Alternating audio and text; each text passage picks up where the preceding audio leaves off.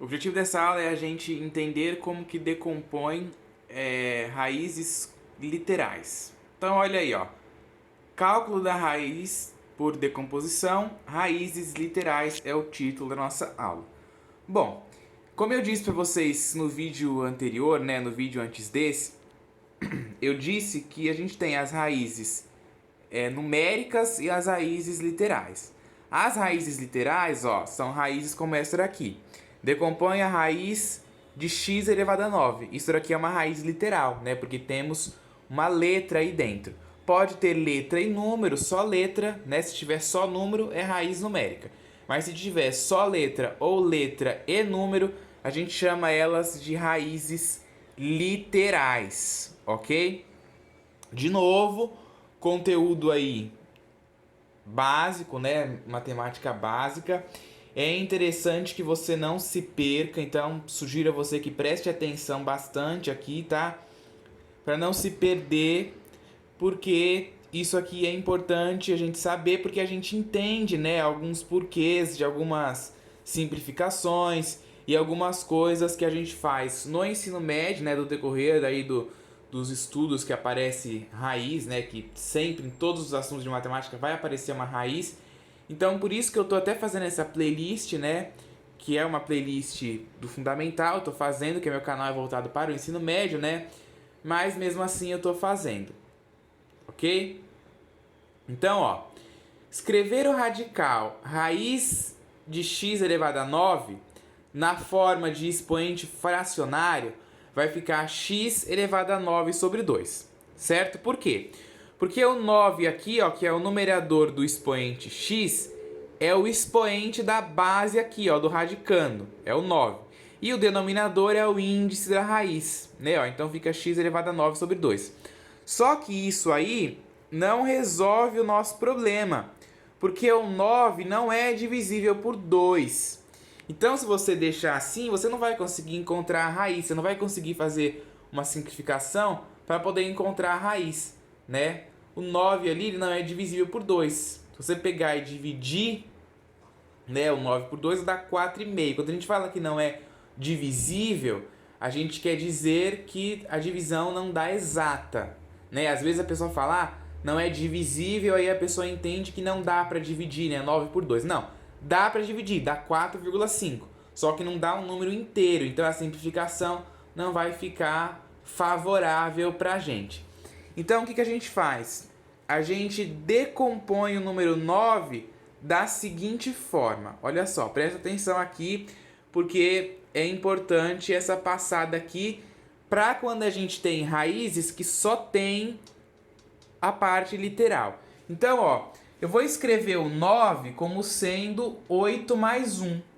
Aí você vai me perguntar, bom, mas 7 mais 2, por exemplo, também dá 9. E aí?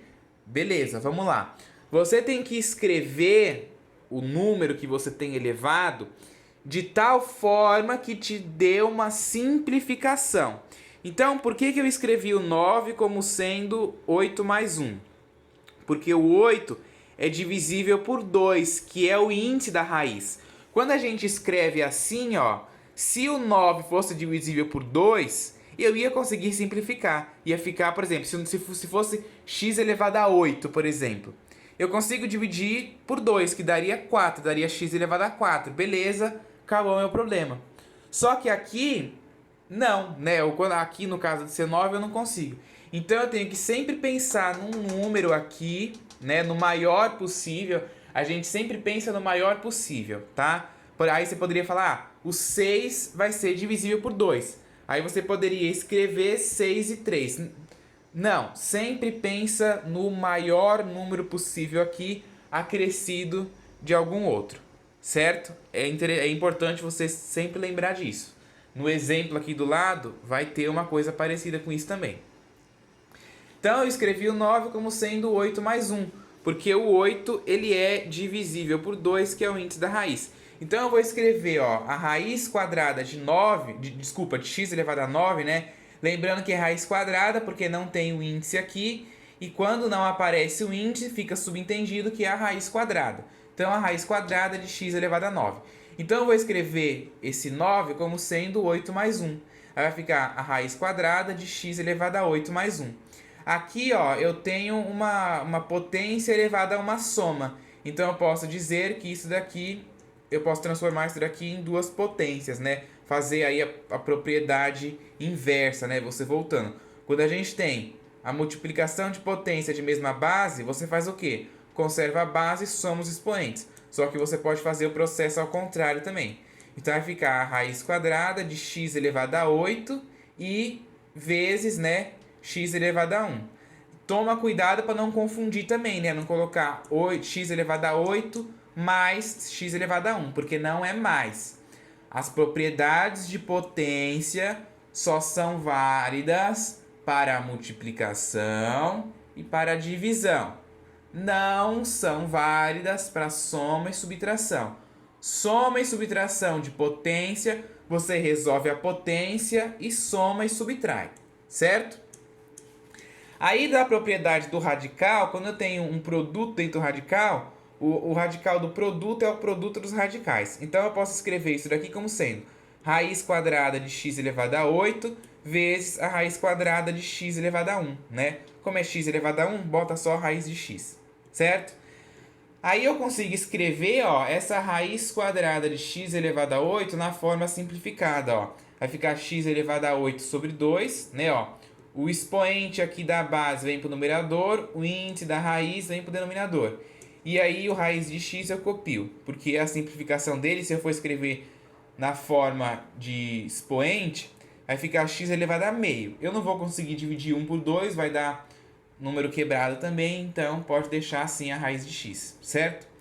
Aí na hora que eu divido aqui, ó, 8 por 2 dá 4. Então vai ficar x elevado a 4 vezes a raiz de x. Portanto, ó, raiz quadrada de x elevado a 9 é igual a x elevado a 4 vezes a raiz de x, certo? E também, né, a gente nem sempre vai conseguir se livrar da raiz. Às vezes a raiz vai aparecer, como nesse caso aqui. Vamos ver o exemplo, ó.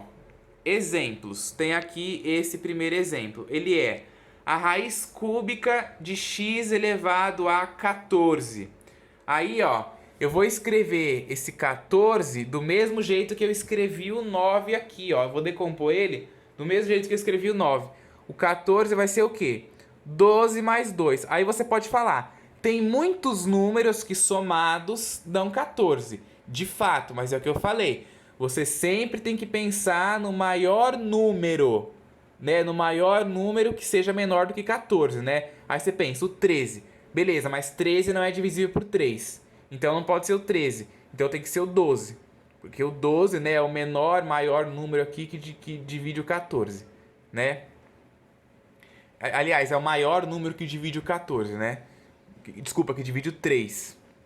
Então, escolhemos o 12 porque o 12 é divisível por 3. E por que agora tem que ser divisível por 3? Porque a nossa raiz aqui agora é a raiz cúbica. Aqui a gente tinha uma raiz quadrada. Então a gente tinha que pensar num número que era divisível por 2, que é o índice da raiz.